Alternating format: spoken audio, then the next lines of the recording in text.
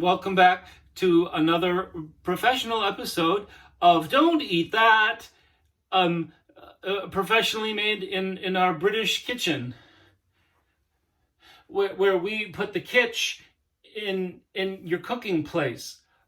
Hi everybody, and welcome back to another professional episode. It's our second and final episode of Don't Eat That. And so, if you're wondering, what is it that we're not supposed to eat this week?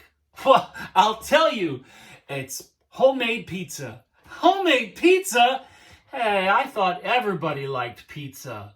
Well, not when you put gross, disgusting things on it, and that's what we're gonna do today. But first, we need to address some online backlash. On my YouTube channel, someone posted, "Who is your target audience? Because not everybody wants to be talked to like they're on Blue's Clues." First thing we need to do is preheat the oven. Hey, what are you doing in there? That's not where you belong.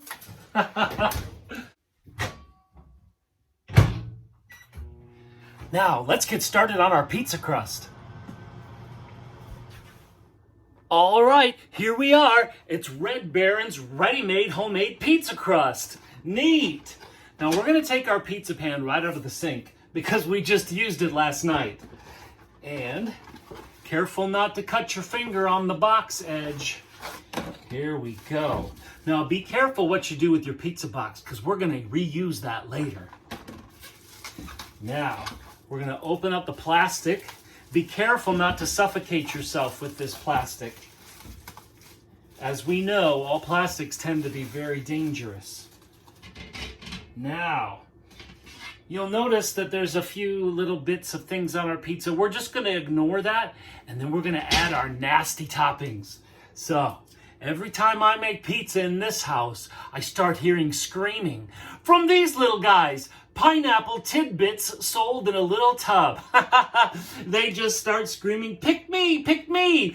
They want to go right on the pizza, and darn it, who am I to deny them the opportunity? So, the first thing we're going to do is open up the little tub here, and then we're going to drink the bath water. It's just like Saltburn. So good. Now, the reason we did that is because pineapple is really moist. And people don't like the word moist, so we're going to use it a lot. I'm grabbing one of our fantastic 70s style cutlery, and we're actually going to squish down the pineapple.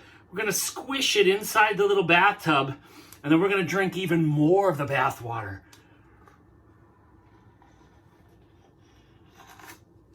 Glug, glug, drink it up. All right. Now, we're going to spread these little pineapples out on the pizza. They were crying out to say, "Pick me, pick me." And now we're going to have them have a little party on this pizza. Sometimes, depending on how lonely I feel, I rearrange the pineapple to make sure that they're measured out perfectly and evenly across the pizza. For today, since you're all here with me, I don't need to do that. We're spreading out the pineapple. They're having a party. Spreading out the pineapple. Having a good time. A lot of people don't like pineapple on their pizza. But this isn't the end of our nasty pizza toppings. There will be more. So, I like to try to cover the whole pizza here. A lot of times if you order pineapple in the restaurant, there's maybe 2 pineapple tidbits per slice. I mean, come on, load it up. The one thing to watch out for, though, is that added moisture on the pizza means it takes a little bit longer to cook. So sometimes you'll see the edges of your pizza and the bottom of your pizza are starting to get really brown, and the cheese hasn't quite melted yet because of that extra liquid. Speaking of extra liquid, there's more bath water. So good. Now, while we wait for the oven to preheat, let's procure those other pizza toppings. We did it! Now that we've got our other toppings, we're gonna prepare the box. I said that we would use this again. So what we're gonna do is actually, oh, there's the microwave timer. Hot dog! That means that the oven is fully preheated and ready for our pizza. Here we go. We've got our pineapple spread out and our pepperoni all clumped up. Let's put it in. Right into the 400-degree oven. Now, back to the box. We can reuse this. You'll know after years of having roommates who constantly scrape up your pizza pans, I've learned to just reuse the pizza box as a little cutting tray and a serving platter. There's no dishes. So you just fold the box inside out like this. You can fold up these side edges. That way when you put it on the couch, it keeps the crumbs from going off the side and having to chase your cats away. All right, let's set this down. And now we're gonna wait for our pizza to cook. I'm so excited.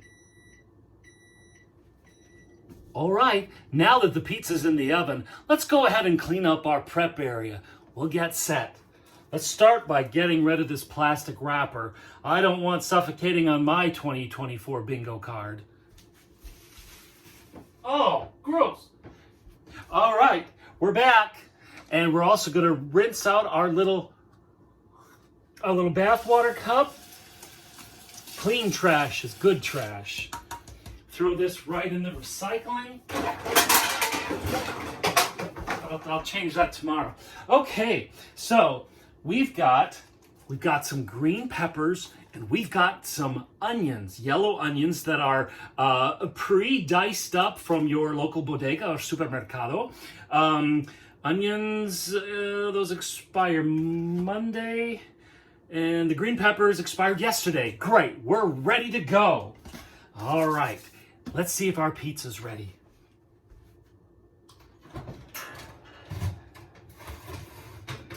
Okay. All right, I don't know if you can see it, but you can see we've got this pretty much ready to go, the crust and the edges. But you can see that the cheese pieces aren't quite melted yet. They're kind of still in their little stringy cheese pieces. So we're going to leave this in a little bit more. We're going to let oh, look, it's not even sticking. It's a no-stick pan, everybody. Let's put this back in the oven.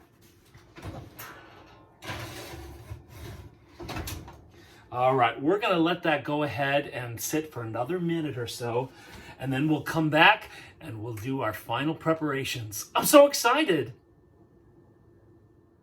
All right, while our pizza's finishing up, we've got one last task here in our prep area. We've got to wash the pizza cutter from last night.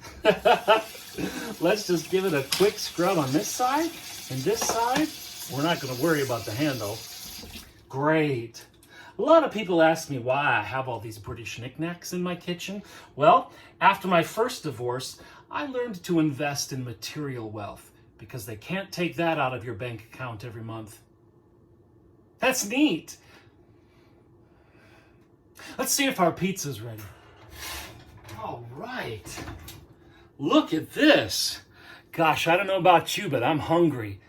See, you'll see here on the edges, we've got, it's a little bit darker than we would normally make it, but now the cheese is just melted. We've got little tinges of crispiness on the edge of this pepperoni. I think we're ready for some raw vegetables. Whoa! Say no more. Let's slide our pizza onto our little pizza platter. And now we've got raw green peppers and raw onions, and they're all here in their nice little plastic coffins. So let's open this guy. Let's open these onions. Oh, they're so aromatic. Who doesn't love the smell of onions in their living room and kitchen area? We're just gonna get a big spoonful here. And yeah, you can see this. We're just gonna sprinkle these expired green peppers right over the top of this pizza. Might as well use them up because we're not going to save them after tonight. They look like chives, but man, this is so good. And what this does, like I said, Cooked vegetables on pizza really come with a slimy, disgusting texture, especially the onions and green peppers when they leave them all stringy. So by putting them on raw, you're still going to have that crunch that comes from a vegetable with that cool flavor that hasn't been tampered with or tinkered with. Gosh, it's so good. Now we're going to add the onions. Oh, this is so mouth-watering. Yeah, and you can still see the pineapples are still moist. This whole top of the pizza looks just delicious. The more color it has, you know it's the better for you. Now, in case you're wondering, hey, I know that we cook things to trap in the nutrients. If we're putting raw food on top of our pizza, aren't we going to lose the nutrients? Well, you're right. But that's the trade-off, to have this great crisp texture instead of the slimy, disgusting, nausea-inducing kind of just sogginess. We don't want any of that. Moist is okay, soggy is not. All right, let's go ahead and take our pizza cutter. And since I didn't even out the pepperoni and the pineapples, I'm just going to go ahead and cut everywhere. If I measure out those pepperoni and pineapples, gosh darn it, you know that I'm cutting right in between them, so there's exactly 3 pepperonis on each slice. Oh boy, oh boy. We'll give our pizza cutter a quick rinse so that it'll be nice and easy to clean tomorrow night when we make pizza. All right. Oh, I am so excited. Doesn't this look incredible? You've got to admit, this pretty much looks incredible. Some people would say, don't eat that. The green pepper's expired. Don't eat pineapple on your pizza. But you know what?